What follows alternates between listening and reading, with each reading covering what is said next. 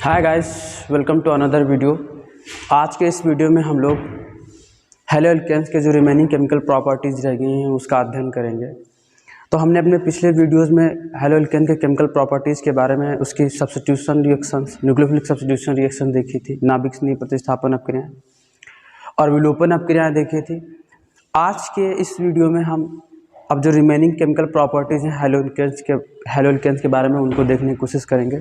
चलिए आइए देखते हैं ये क्या होगा। आज हम देखेंगे जो हैलो एल्केन्स होता है धातुओं से रिएक्शन किस प्रकार करता है और किन किन धातुओं से अपक्रिया करेगा। सबसे पहले हम देखेंगे कि जो हैलो एल्केन्स होगा कि मैग्नीशियम से कैसे रिएक्ट करेगा। क्लियर? जो हैलो एल्केन होगा वो मैग्नीशियम से किस प्रकार रिएक्ट करेगा।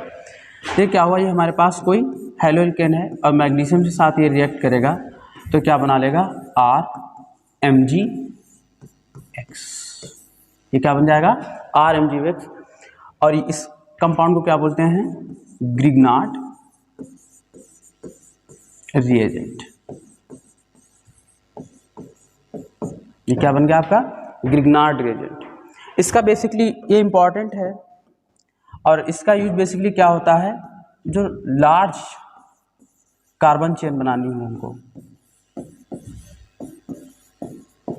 अगर हमको कोई कार्बन चेन ऐसे बने जो लार्ज, जिसमें नंबर ऑफ कार्बन बहुत ज़्यादा करने हो, तब वहाँ पर ग्रिग्नार्ड रिएजेंट का यूज किया जाता है। अब इसकी अगर मैकेनिज्म की बात करें, इसकी मैकेनिज्म किस प्रकार रही होगी वहाँ पर भी देखते हैं, किसकी क्रियाविधि किस टाइप से रही होगी।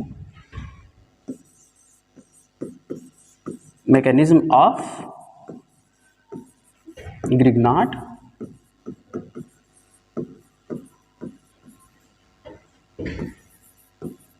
रिएजेंट।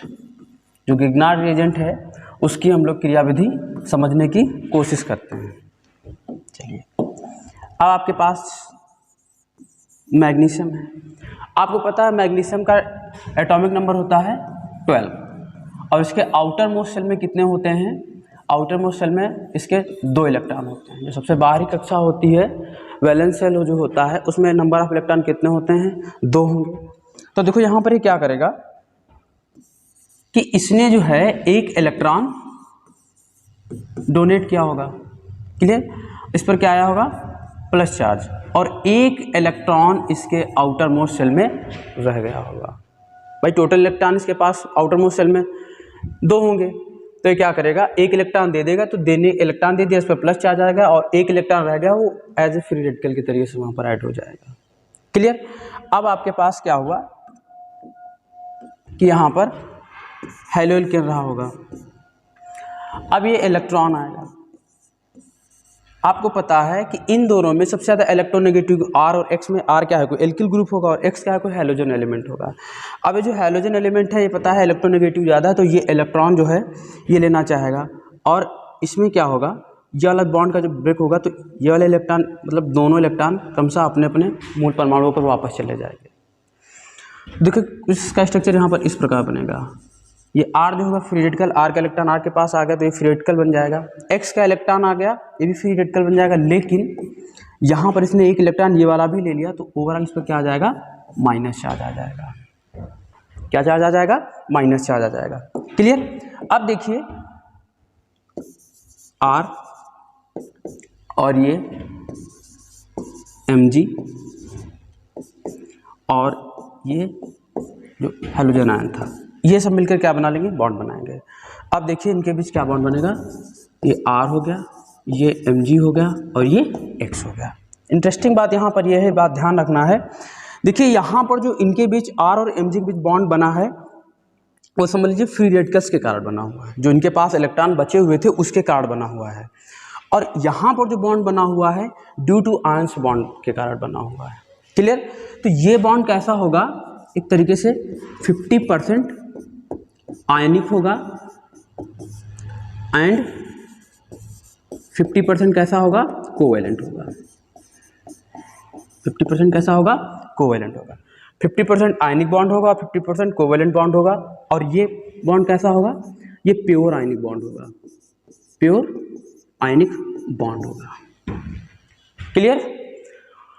देखिए क्या होगा कि R और Mg के बीच जो बॉन्ड बन रहा होगा वो कैसा होगा, 50% आयनिक होगा, 50% कोवैलेंट होगा। क्यों? क्योंकि देखिए यहाँ पर जो बॉन्ड बन रहा है ये जो इसके पास रिमेनिंग इलेक्ट्रॉन्स थे उसकी वजह से बन रहा है, और यहाँ पर मैग्नीशियम और X के बीच जो मैग्नीशियम और हैलोजन तत्व होगा उसके बीच जो बॉन्ड बन रहा है ड्यू टू आयंस, इस पर प्लस चार्ज इस पर माइनस चार्ज है तो आयनिक बॉन्ड बने लेगा, इलेक्ट्रोवायलेंट बॉन्ड बना लेगा। क्लियर? तो यहाँ इससे एक बात याद रखना है कि जब आप कहीं ग्रिग्नार्ड रिएजेंट ले रहे हो R Mg X जनरली, तो आपको पता है कि ये वाला बॉन्ड जो है 50% आयनिक 50% कोवैलेंट, ये बॉन्ड जो है 100% आयनिक बॉन्ड है, इसमें इलेक्ट्रोस्टैटिक्स फोर्स लग रहा होगा। क्लियर? तो यहाँ पर याद रखना है कि जर्नली बॉन्ड जब आप ब्रेक करोगे, कहीं इसकी रिएक्शन कराओगे तो जनरली आपको बॉन्ड यहाँ से ब्रेक करना होगा, क्योंकि ये ज़्यादा स्ट्रॉन्ग बॉन्ड है। Mg और X के बीच जो बॉन्ड होगा वो ज़्यादा स्ट्रॉन्ग होगा, और इसके बीच बॉन्ड बना है Mg और X के कंपेयर में R और Mg का बॉन्ड जो होगा वीक होगा, इसीलिए बॉन्ड यहाँ से ब्रेक होगा। क्लियर? और जब ब्रेक करिएगा, अगर कहीं चार्ज डिस्ट्रीब्यूट की बात आ जाए तो इस पर स्लाइटली प्लस चार्ज आ जाएगा, सॉरी इस पर स्लाइटली माइनस चार्ज आएगा, इस पर स्लाइटली प्लस चार्ज आएगा, क्योंकि ये मेटल है। क्लियर? उम्मीद है आपके बात समझ में आई होगी। और ग्रिग्नार्ड रिएजेंट बन गया आपका, और इसका मेनली यूज क्या होता है, कोई जब हमको ऐसा कोऑर्डिनेट ऑर्गेनिक कंपाउंड बनाना होता है जिसमें नंबर ऑफ कार्बन बहुत ज़्यादा करने हो, वहाँ पर इसका इस्तेमाल किया जाता है। आइए इसको कुछ एग्जांपल देख लेते हैं। जैसे हमारे पास CH3Br है और इसकी मैग्नीशियम मेटल्स के साथ रिएक्शन करा देंगे तो क्या बन जाएगा, CH3MgBr। इसका नेम क्या हो जाएगा, मेथिल मैग्नीशियम ब्रोमाइड। ये मेथिल हो गया और ये Mg हो जाएगा मेथिल मैग्नीशियम ब्रोमाइड। क्लियर? उम्मीद है आपके बात समझ में आई होगी। और एक चीज़ यहाँ पर ध्यान रखने वाली बात यह है कि जो रिएक्शंस होंगी ड्राई ईथर के प्रेजेंस में होंगे। जनरली जितनी भी हैलोअल्केन मेटल से रिएक्शन करेगा सब ड्राई ईथर के प्रेजेंस में करेगा, बात ध्यान रखिएगा।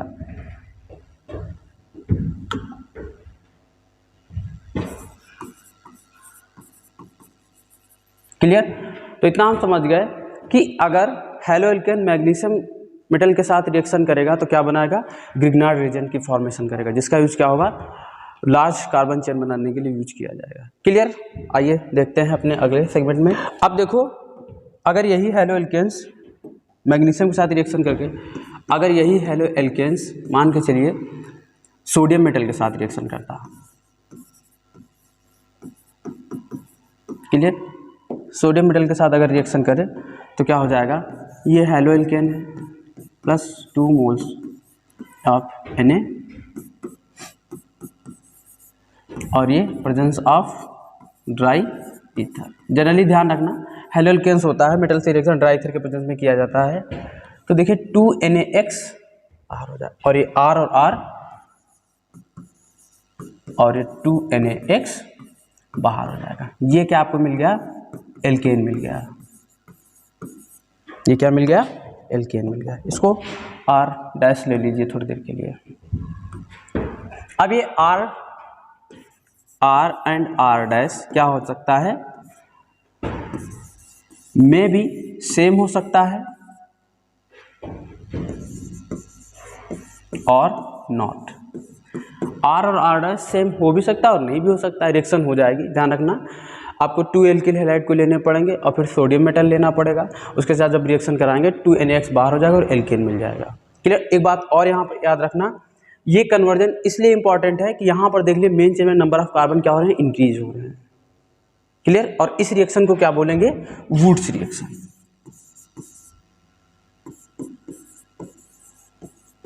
इस रिएक्शन को क्या बोलेंगे, वुड्स रिएक्शन। ध्यान रखिएगा कि जब एल्किल हैलाइड सोडियम मेटल से रिएक्शन करेगा तो एल्केन की फॉर्मेशन करेगा इन प्रेजेंस ऑफ ड्राई ईथर, और जो रिएक्शन होगी इसको क्या बोला जाएगा, वुड्स रिएक्शन। क्या बोला जाएगा, वुड्स रिएक्शन। बात समझ पाए? और यहाँ पर याद रखना है कि एक इंटरेस्टिंग पॉइंट यहाँ पे ये भी आपको ऐड रखना है कि ये जो एल्केन बनेगा इसमें नंबर ऑफ कार्बन हमेशा आप जो एल्किल हैलाइड लोगे उससे ज़्यादा ही नंबर ऑफ कार्बन मिलेंगे। क्लियर? ठीक। एक बात और याद रखना कि ये एल्किल ग्रुप और ये एल्किल ग्रुप वहीं से जुड़ेंगे जहां से जो है ये हैलोजन एलिमेंट बॉन्ड ब्रेक हो रहा है। क्लियर? मतलब ये एक्स और एक्स ये आर एंड आर इस तरीके से जुड़ेंगे जैसे जिस पोजीशन से ये एक्स यहाँ से रिमूव हुआ उसी पोजीशन में वही टूटे हुए बॉन्ड समझ लो इन दोनों के जुड़ेंगे। क्लियर? अब इसके एग्जांपल्स देखेंगे तब वहाँ पर क्रिस्टल क्लियर होगा। जैसे एग्जांपल के लिए देखें हम, हमारे पास क्या है, मेथिल क्लोराइड हो गया और आपके पास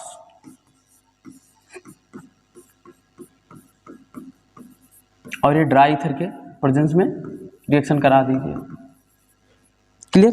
जब आप ड्राई ईथर के प्रेजेंस में रिएक्शन कराएंगे देखिए क्या हो जाएगा, 2NaCl बाहर हो जाएगा। क्लियर? और ये CH3 ऐड हो जाएगा। क्या हो जाएगा, CH3 एंड CH3 और ये आप प्लस का 2NaCl, सोडियम क्लोराइड बाहर हो गया और ये आपको क्या मिल गया, ईथेन। क्या मिल जाएगा, ईथेन मिल जाएगा। देखिए हमको एल्केन में प्राप्त हो गया। दूसरी बात, यहाँ पर मेन चेन में जो हमने कंपाउंड लिया था, मेन चेन में सिर्फ एक कार्बन था, चाहे आप यहाँ पर देख लीजिए, और हमको यहाँ पर जो कंपाउंड मिला उसमें नंबर ऑफ कार्बन 2 हैं। बात समझ पा रहे हो? तो वुड्स रिएक्शन को क्या कर सकते हैं, जब हमको मेन चेन में नंबर ऑफ कार्बन इंक्रीज करने, वहाँ पर भी इसका यूज कर सकते हैं। क्लियर? और ये क्या करता है, एल्किल हैलाइड को एल्केन में कन्वर्ट करता है इन presence of sodium metal. Clear? अब जैसे अगर यही रिएक्शन कुछ इस तरीके से लिखी होती,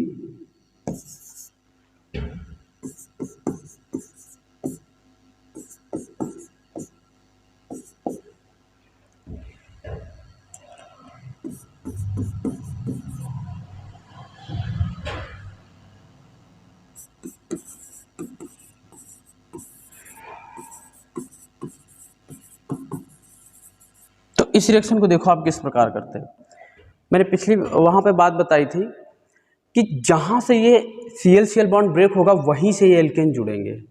जैसे देखते हैं, देखो यहाँ पर 2 एल्केन है हमारे पास, मतलब इसका मतलब क्या हुआ कि ये ऐसे रहा होगा CH3 CH और ये Cl और ये CH3, ठीक, और फिर 2Na रहा होगा और फिर कुछ ऐसे ही रहा होगा CH3 CH और यहाँ पर भी Cl रहा होगा और ये CH3। क्लियर? अब आपको पता है कि इतना पार्ट,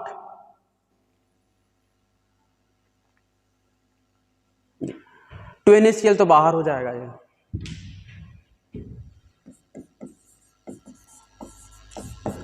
टू NaCl क्या हो जाएगा, ये बाहर हो जाएगा।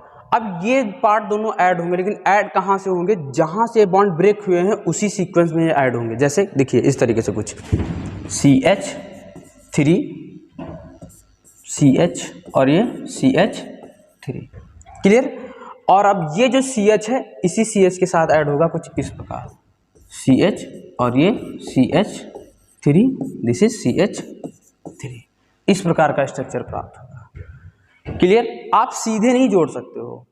वुड्स रिएक्शन में बात ध्यान रखिएगा कि ये जहाँ से ये हैलोजन बॉन्ड ब्रेक हो रहे होंगे उन एल्किल ग्रुपों के उसी वहीं पर से बॉन्ड ऐड होंगे।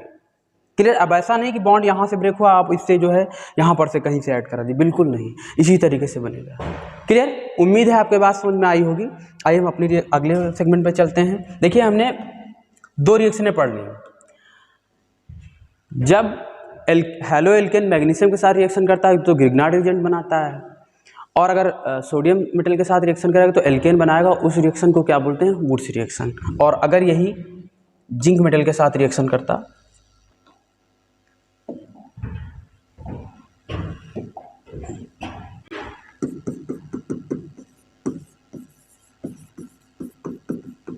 रिएक्शन विथ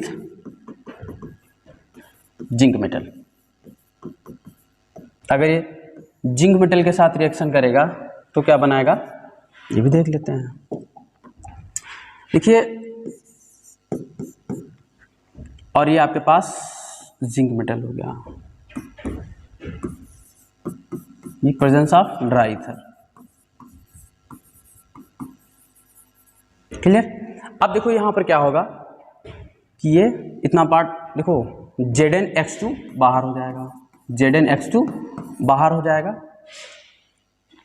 और यहाँ पर क्या हो जाएगा, R और R, ये क्या बन जाएगा, एल्केन बन जाएगा। क्या बन जाएगा, एल्केन बन जाएगा। क्लियर? बात याद रखिएगा कि जब हैलो एल्केन जिंक मेटल के साथ रिएक्शन करेगा तब भी एल्केन की फॉर्मेशन करेगा और ZnH2 बाहर हो जाएगा, और इस रिएक्शन को क्या बोलते हैं? Frankland reaction.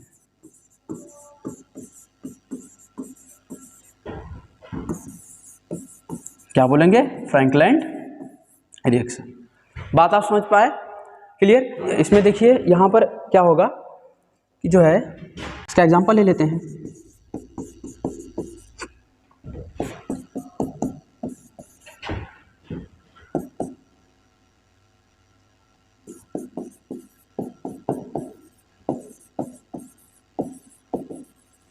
ड्राई ईथर के प्रेजेंस में रिएक्शन करा देंगे तो क्या हो जाएगा? ZnCl2 बाहर हो जाएगा।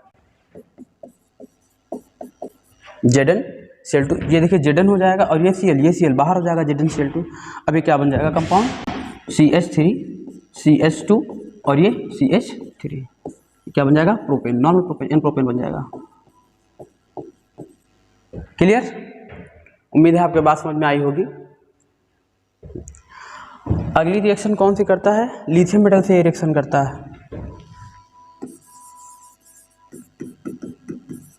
Reaction with lithium. क्लियर? ध्यान रखिएगा। तो लिथियम से जब रिएक्शन करेगा तो RX प्लस 2Li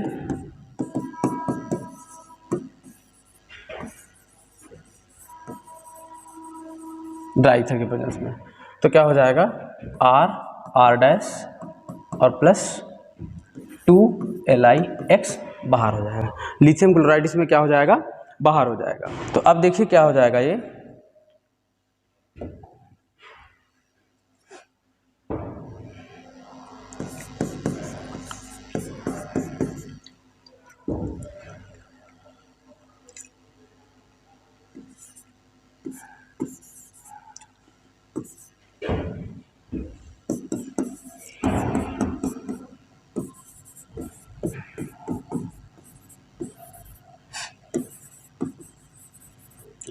अब इसमें देखो क्या हो जाएगा?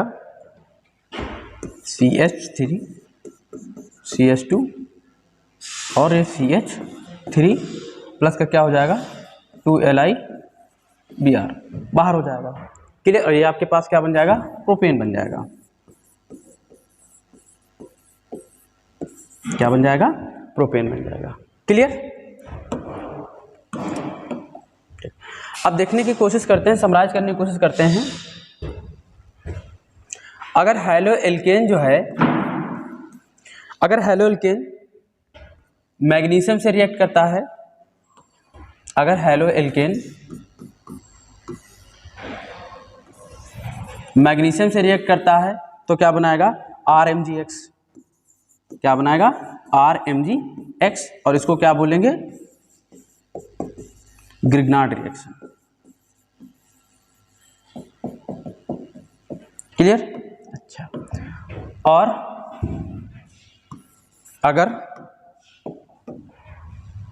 सोडियम के साथ रिएक्शन करेगा तो क्या बनाएगा? एल्केन बनाएगा। क्या बनाएगा? एल्केन। अगर हैलो एल्केन सोडियम मेटल के साथ रिएक्शन करेगा तो क्या बनाएगा? एल्केन बनाएगा। और इस रिएक्शन को क्या बोलेंगे? इस रिएक्शन को बोलेंगे वुड्स रिएक्शन।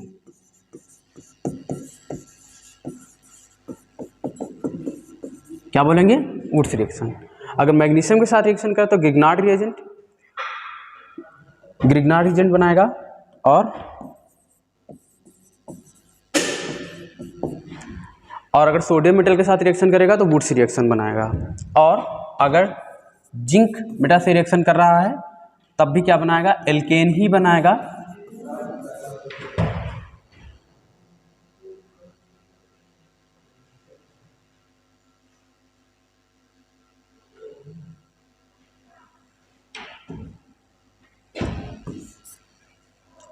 जिंक मेटल के साथ रिएक्शन करेगा तो क्या बनाएगा? एल्केन बनाएगा। और इस रिएक्शन को क्या बोलेंगे? Frankland reaction. और लिथियम के साथ अगर रिएक्शन करेगा तब भी क्या बनाएगा? एल्केन ही फॉर्म करेगा। और ध्यान रखना, ये सभी रिएक्शन जो है इन प्रेजेंस ऑफ ड्राई ईथर।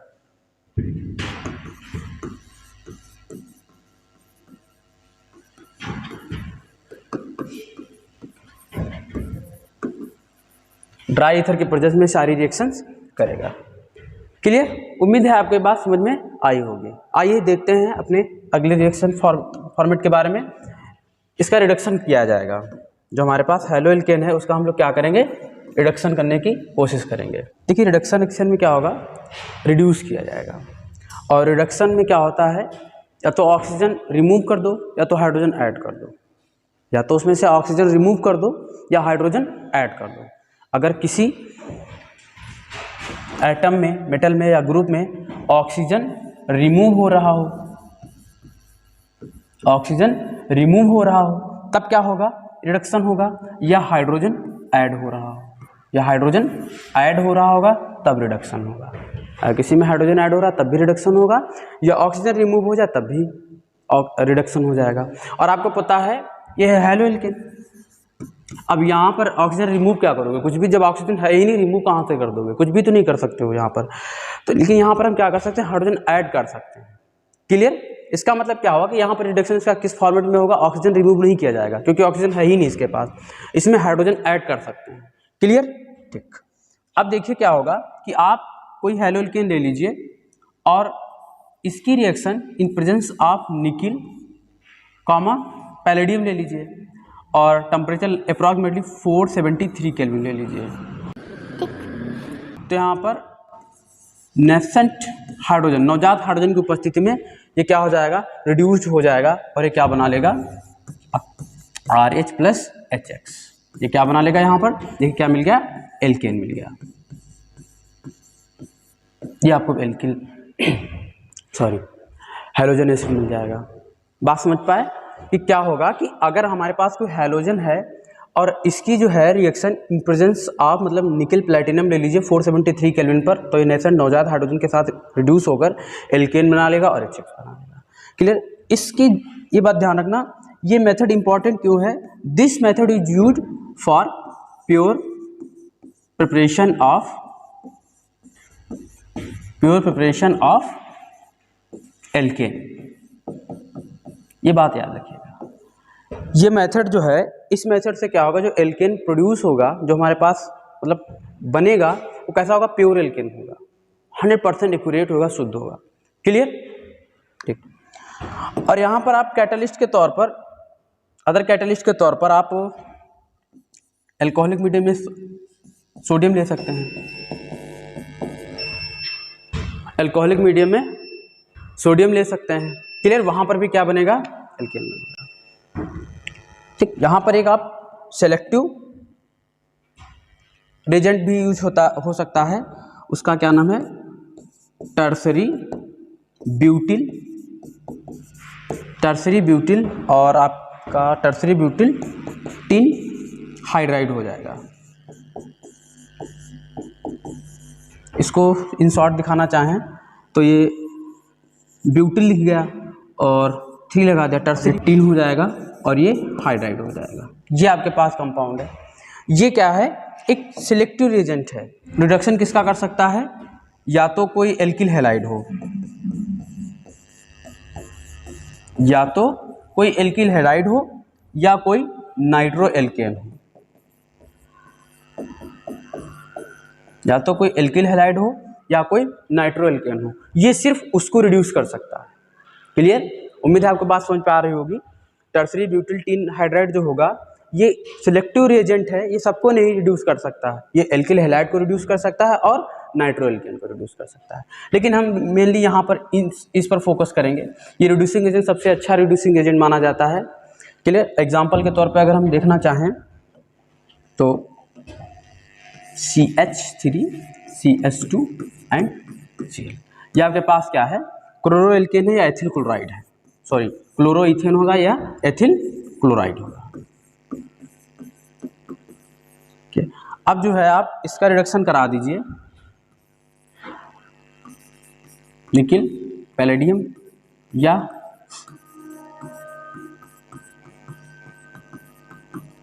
तो क्या हो जाएगा, ये बन जाएगा आपका CH3 और HCl बाहर हो जाएगा। एक हाइड्रोजन देखो, एक हाइड्रोजन क्लोरीन के साथ चला जाएगा, एक हाइड्रोजन क्लोरीन के साथ चला जाएगा और एक हाइड्रोजन जहाँ से क्लोरीन गया वहाँ पर ऐड हो जाएगा, तो क्या हो जाएगा CH3 और CH3, और ये आपका क्या बन गया, ईथेन बन गया। क्या बन गया आपका, ईथेन बन गया। उम्मीद है आपको समझ में आई होगी। तो अगला सेगमेंट हमारा क्या है, ऑक्सीडेशन रिएक्शन। देखते हैं कि मतलब ऑक्सीडेशन रिएक्शंस के बारे में हम समझने की कोशिश करेंगे। ध्यान रखना, जो प्राइमरी एल्किल हैलाइड होगा, जो प्राइमरी एल्किल हैलाइड होगा DMSO, dimethyl sulpho oxide. Primary alkyl halide dimethyl sulpho oxide की प्रेजेंस में अगर इसका ऑक्सीडेशन कराया जाएगा तो क्या बनेगा, एल्डिहाइड बनेगा। क्या बनेगा, एल्डिहाइड बनेगा। और अगर सेकेंडरी एल्किल हैलाइड है, सेकेंडरी एल्किल हैलाइड का अगर आप डाइमेथिल सल्फो ऑक्साइड के प्रेजेंस में रिडक्स ऑक्सीडेशन कराएंगे तब क्या बनेगा, कीटोन बनेगा। क्या बनेगा, कीटोन बनेगा। और अगर आपके पास टर्सरी एल्किल हैलाइड है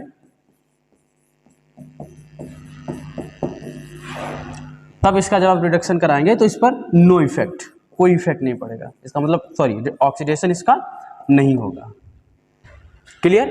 प्राइमरी एल्किल हैलाइड का अगर डाइमेथिल सल्फो ऑक्साइड के प्रेजेंस में अगर ऑक्सीडेशन कराया जाएगा तो एल्डिहाइड बनेगा। टर्सरी एल्किल हैलाइड है तो क्या बन जाएगा, कीटोन बन जाएगा। और sorry, primary alkyl halide aldehyde बनेगा, सेकेंडरी एल्किल हैलाइड कीटोन बनेगा, और टर्सरी एल्किल हैलाइड क्या बनेगा, उसका कोई इफेक्ट नहीं पड़ेगा ऑक्सीडेशन का। पहले डाइमेथिल सल्फो ऑक्साइड के स्ट्रक्चर की बात कर लेते हैं। DMSO, इसका फुल फॉर्म क्या हो जाएगा, di methyl sulfo oxide, sulfo oxide. Clear. अब देखिए इसके स्ट्रक्चर की बात कर लेते हैं। देखिए डाइमेथिल मतलब मेथिल कितना होगा, 2 होगा, और ये सल्फो हो गया और ये ऑक्साइड हो गया। अगर इसका स्ट्रक्चर की बात की जाए तो कुछ इस तरीके से रहा होगा, CH3 और डुअल बॉन्ड ऑक्सीजन। ये क्या हो जाएगा, डाइमेथिल सल्फो ऑक्साइड। इसके प्रेजेंस में जो प्राइमरी एल्किल हैलाइड होगा वो क्या देगा, हमारा एल्डिहाइड। एग्जाम्पल के तौर पर हम देखने की कोशिश करेंगे, जैसे हमारे पास प्राइमरी एल्किल हैलाइड कोई हो जाए CH3 CH2 और Cl, ये मेथिल क्लोराइड है इन प्रेजेंस ऑफ DMSO। अब ये है तो क्या हो जाएगा, इन प्रेजेंस ऑफ नेसेंट ऑक्सीजन, तो क्या दे देगा, एल्डिहाइड दे देगा। किस प्रकार देगा, CH3 और ये C डुअल बॉन्ड ऑक्सीजन और ये H। क्लियर। और क्या हो जाएगा, HCl बाहर हो जाएगा। क्या हो जाएगा, HCl बाहर हो जाएगा। देखिए यहाँ पर ये रिएक्शन कैसे होगी, फिर से समझिए।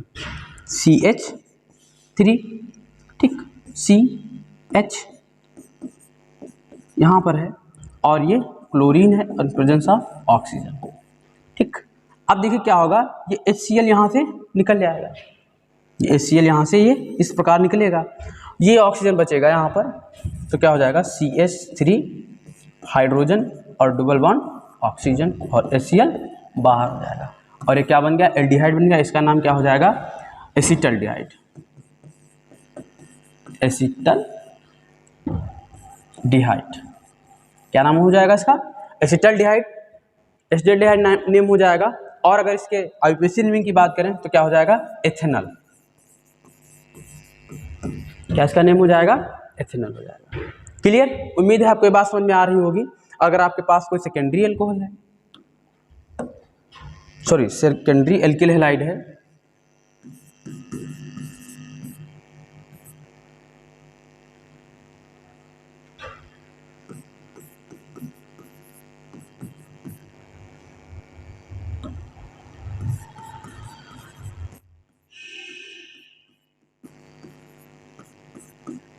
ये आपके पास कैसा है, सेकेंडरी एल्किल हैलाइड है, और इसका अगर नेम की बात की जाए तो क्या हो जाएगा, 2-क्लोरोप्रोपेन। इसका क्या नेम हो जाएगा, 2-क्लोरोप्रोपेन। अब इसका जो है ऑक्सीडेशन करा दिया जाए, DMSO dimethyl sulphoxide propane मिल जाएगा। अब इसमें से क्या होगा, ये HCl बाहर हो जाएगा, CH3 डबल बॉन्ड और ये आपको क्या मिल जाएगा, एसीटोन। कीटोन कैटेगरी का बन गया एसीटोन, और आपका क्या मिल जाएगा, प्रोपेनॉन मिल जाएगा। क्लियर, उम्मीद है आपको ये बात समझ। और हाँ, इसमें से क्या हो जाएगा, HCl बाहर हो जाएगा। क्लियर। तो आज के इस लेक्चर में हम देखें हमने क्या पढ़ा। हमने सबसे पहले जो मेटल्स थी उनके साथ रिएक्शन की। सबसे पहले हेलो एल्केन की मैग्नीशियम के साथ रिएक्शन की, तो हमको क्या मिल गया, गिग्नार्ड रिएजेंट मिल गया। बाद में हमने इसकी मैकेनिज्म भी देख ली थी। मैकेनिज्म में इंपॉर्टेंट चीज़ ये थी कि ध्यान देना था, यहाँ पर ये आयनिक बॉन्ड होगा 50% कोवैलेंट बॉन्ड, और यहाँ पर पूरी तरीके से आयनिक बॉन्ड होगा। और आयनिक बॉन्ड ज़्यादा स्ट्रॉन्ग होगा तो यहाँ से अक्सर यहीं से बॉन्ड ब्रेक होगा। क्लियर। हेलो एल्केन अगर मैग्नीशियम के साथ रिएक्शन करेगा तो गिग्नार्ड रिएजेंट बनाएगा इन प्रेजेंस ऑफ ड्राई ईथर, और अगर सोडियम मेटल के साथ रिएक्शन कर रहा है तो एल्केन बनाएगा, और इस पार्टिकुलर रिएक्शन को क्या बोलेंगे, वुड्स रिएक्शन। और यहाँ पर ये बात याद रखना है कि यहाँ पर नंबर ऑफ कार्बन क्या होगा, इंक्रीज कर सकता है मेन चेन में। ठीक है, ये इसके अपने एग्जांपल्स देखे थे। तो इसके बाद हमने जिंक मेटल से रिएक्शन की। यहाँ पर भी हेलो एल्केन जो होगा जिंक मेटल से रिएक्शन करेगा तो एल्केन का फॉर्मेशन करेगा, और इस रिएक्शन को क्या बोलेंगे, फ्रैंकलाइन रिएक्शन। क्लियर। और लिथियम के साथ रिएक्शन की थी, यहाँ पर भी एल्केन ही बन रहा था। फिर उसके बाद हमने उसका चार्ट देख लिया था, और फिर हमने रिडक्शन रिएक्शन देखा। रिडक्शन रिएक्शन किसमें हो सकता है, निकल पैलेडियम की उपस्थिति में 473 केल्विन टेम्परेचर पर हेलो एल्केन होगा, एल्केन बना देगा। और ये मेथड किस लिए इंपॉर्टेंट है, यहाँ पर प्योर प्रिपरेशन ऑफ एल्केन किया जाएगा। क्लियर। और यहाँ पर आप एक सेलेक्टिव रिडक्शन एजेंट चुन सकते हैं, वो कौन सा है, टर्सरी ब्यूटिल टिन हाइड्राइड। ये क्या हो सकता है, एल्किल हैलाइड और नाइट्रो एल्केन को क्या कर सकता है, रिड्यूस कर सकता है। क्लियर। ठीक, इसके एग्जांपल हमने ये देखे थे। फिर उसके बाद oxidation reaction, oxidation dimethyl sulphur oxide के प्रेजेंस में कराएंगे। अगर मेरे पास कोई प्राइमरी एल्किल हैलाइड हुआ तो एल्डिहाइड बनेगा, अगर सेकेंडरी एल्किल हैलाइड हुआ तो कीटोन बनेगा, और टर्सरी एल्किल हैलाइड है तो उस पर किसी प्रकार का कोई इफेक्ट नहीं पड़ेगा। तो आज के इस वीडियो में इतना ही, मिलते हैं अपने अगले वीडियो में हेलो एरिन प्रिपरेशन मेथड के साथ। तब तक के लिए अपना ख्याल रखें। जय हिंद।